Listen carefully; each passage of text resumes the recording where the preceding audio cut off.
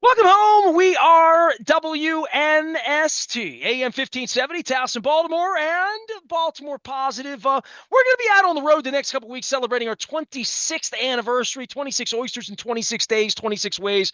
All of it brought to you by our friends at Liberty Pure Solutions. They keep my water clean the way the oysters keep the Chesapeake Bay clean. And our friends at Curio Wellness and Foreign Daughter, of course, educating us here and getting our 26th anniversary underway. You live long enough, your friends' kids grow up to do special things. And I have one friend who has a child playing Major League Baseball these days. I've had several friends with the kids play football. Um, I know some rock and roll people. I let my hair out for this interview, so music's going to be involved in this one.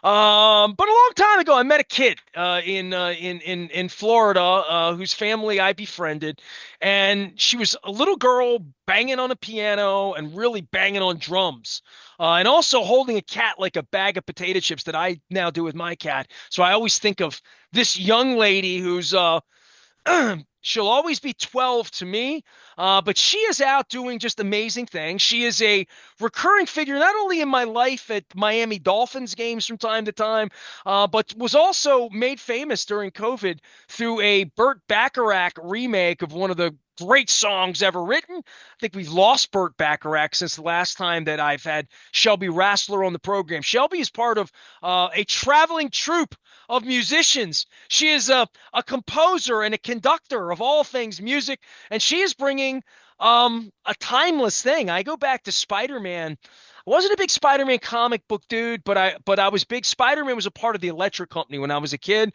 and they're bringing this Spider-Verse in concert show all across the country and all these incredible places like the Keswick Theater up in just outside of Philadelphia, where a lot of great artists play, the National Theater in D.C. on the 8th and 9th of November, and two shows on the 9th.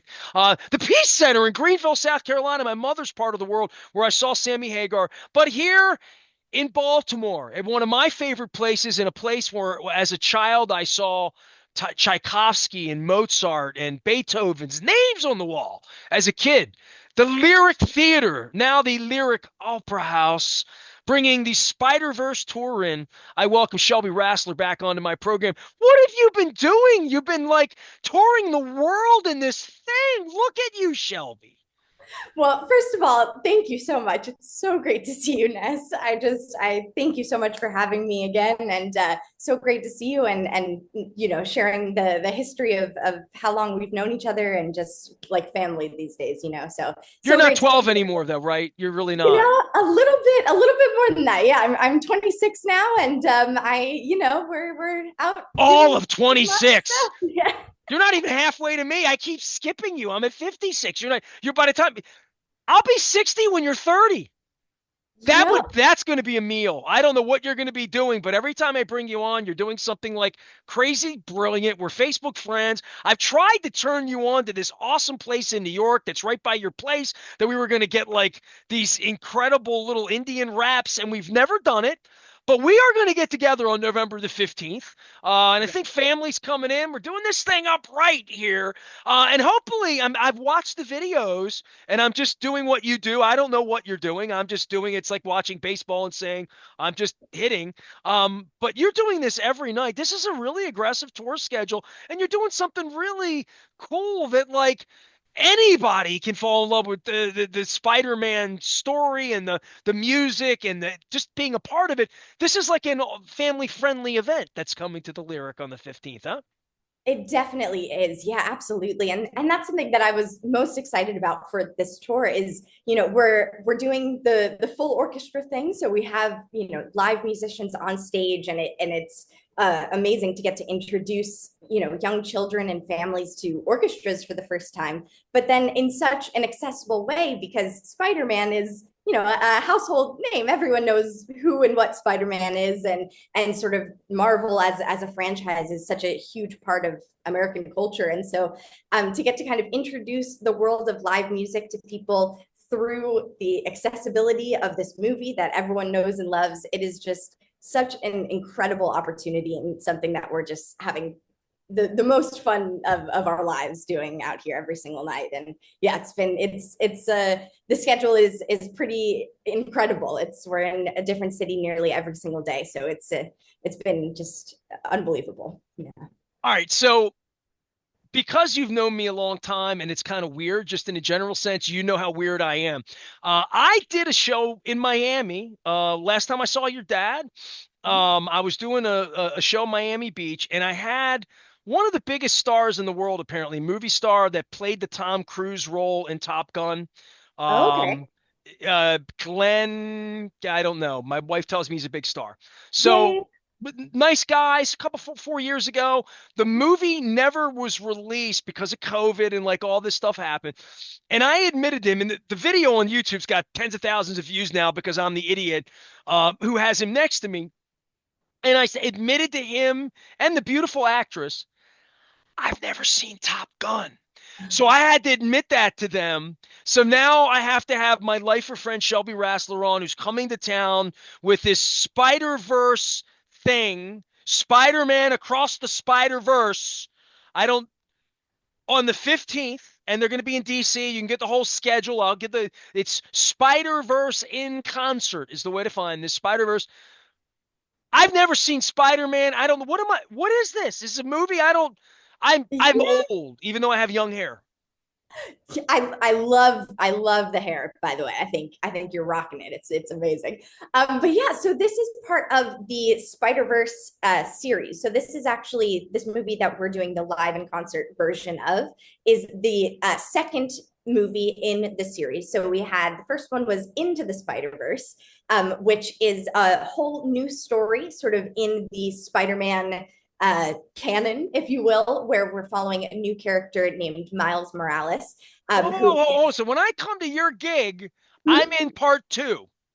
So you're in part two, exactly. Yes. Hey, Yep. listen, listen. No offense to the Star Wars nerds. Some of them are out there. Alan, Max, you know who you are. All these Carrie Fisher people and Mark Hamill, whatever it is.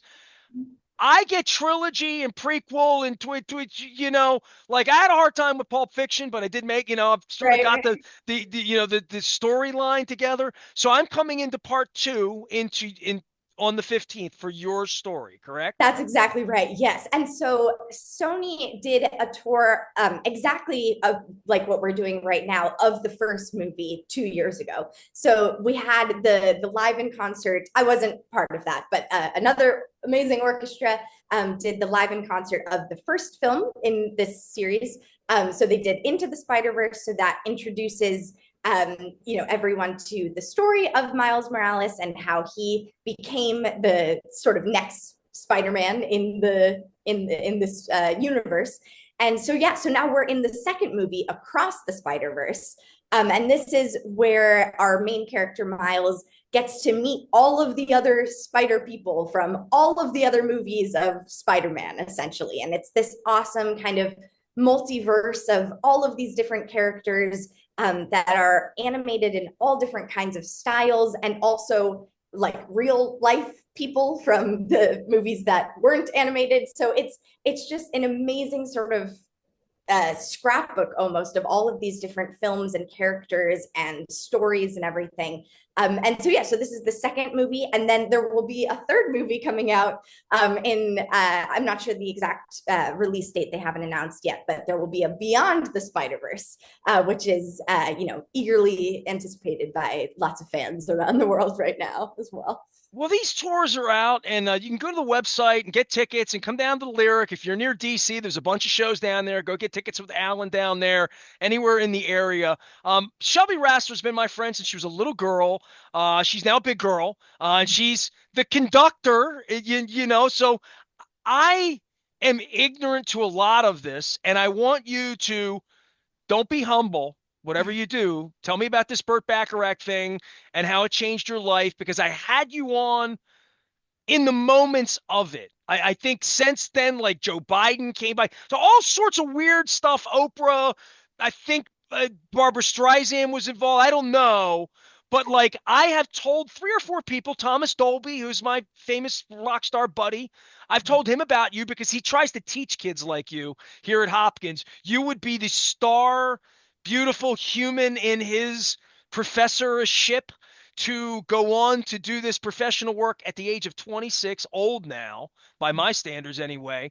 Um, but how did you get here? I mean, I've tried to tell your story to other people, and I know you're going to tell it in the humble way or whatever, but like you were screwing around with this Burt Bacharach song and a bunch of people locked up in COVID. You created this online orchestra, and I'll let you pick up the parts I don't know because I think that's much as accurate. Is that right, Shelby? Yeah, that's exactly right. Yeah. So yeah, rewinding to 2020, I was finishing up my undergraduate degree at the Boston Conservatory at Berklee College of Music in Boston, and had an amazing 4 years of learning all about different kinds of styles of music and composing and conducting and sort of all of the things that I love doing now really started there. And And my Miami kid freezing her ass off up in oh yeah, Boston, I might add. But oh, go ahead. big All right, time, keep big going. time. Yep, yeah, that was the most difficult part of those 4 years for sure.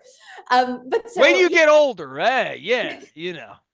yeah, now I'm up in New York City, same thing, snowing every winter, and I'm like, what am I doing here? I'm from Florida. This I'm is telling crazy. you, I tried to get you a Um, Frankie Bombay rap, but right up there in the hundred. Yeah, one day. Okay, keep going. Definitely, definitely. And So, but so but when I caught up with you, you were like in New York at that phase, right? yeah, so I had just gone home from Boston back to Florida actually at the time, because that's when our school was shut down for the rest of the spring semester. And so one afternoon, I was in orchestra rehearsal in Boston, putting together an orchestra for my senior recital at the time. We were just a few weeks away, and those are sort of all of the events that you look forward to during a conservatory degree where you It have was your your fourth graduate. year there, yeah. Exactly. Yep. Fourth year there. So graduating, we had all of those things to look forward to. The senior recital that I had been writing music for years at that point to premiere there. And then, graduation, all of those events. And unfortunately, everything was, of course, canceled because of COVID. And, all of it was a really horrible time for everyone. And yeah, it was really awful. And so we all were sent home for the rest of the semester. And on the flight on the way home, I was just thinking to myself, what can I do to try and keep everyone's spirits up and try to get us through this, difficult time that we all were entering and sort of had no idea what to expect or what was happening really. And so I just had an idea of inviting people to put together a little music video of the song "What the World Needs Now Is Love" by Burt Bacharach and Hal David. And I just Do the felt like kids that call that message. crowdsourcing? Yeah, sure. Yeah, Just exactly. making Yeah, sure, yeah, just checking. I'm just letting you definitely. know how Yeah. cool I am, Shelb. Come on now. You're super cool, Ness. Never doubt it for a minute. Yep. And yeah, so I invited all of my friends from school to send in videos of themselves playing their own And this individual. isn't like some amateur doing like karaoke. These are like Berkeley kids. Like Yeah, yeah, you're in with serious people, literally, right? definitely. Yeah. Oh, yeah. Absolutely. Some of the most incredible musicians that I've played with and met, and definitely yes. And yeah. So everyone, I wrote an arrangement of the song for full orchestra and voices and everything, and sent out the sheet music to anyone who wanted to be part of it. Created all of the individual How parts many for. instruments were There were about 75 people in the video. I think there were probably maybe 25 to 30 different parts. And so there were, seven or eight violinists, seven or eight viola players. A couple of people had just, themselves on their own parts if they played like we had one trumpet player, all of those kinds of things. So yeah, we kind of pieced it all together. And one of my dear friends from college, Dan Santiago, was the mix engineer on it. And we edited it all together and put together this music video of a bunch of people singing and playing their how long did instruments. it take? Inspiration on the plane to Yeah, video being out. How long was that process? it was That's a great question. I don't remember exactly. We spent a few days putting the video together once we Days, but not weeks, because this definitely, thing yeah. hit probably in May, June. When did it hit? It was in March, actually. Yeah, we It put was out in the video in March. March. Yeah, yeah, yeah, yeah. Oh, wow. So Okay. yeah, Wow. and so looking back on it, I do think that was one of the reasons why it became why it kind of caught on and went sort of viral overnight, was because it was one of the first videos of that style where a lot of people were kind of coming together and had each individual box of all of the people in Well, their and own everybody was home staring at a and screen of some exactly kind, right? I mean, right, it was right, coming to exactly people and being shared. Shelbie right. Rassler's here. She's brilliant. Her Spider-Verse is coming here to the Lyric on the 15th. She's the conductor, and I'm going to get to all that. So you conducted virtually this thing. Right. What I'm gonna get all Malcolm Gladwell on you right now. What was the tipping point? What was it? Streisand? What Oprah? Who was it that shared it that sort of moved it? Well, I think what really kind of took off was somehow Good Morning America was one of the first people to see it, the team at Good Morning America. And so I believe it was either the next morning or the following full 24 hours, that it Good Morning America talked about it on the show and played a short clip, and that sort of was The a butterfly.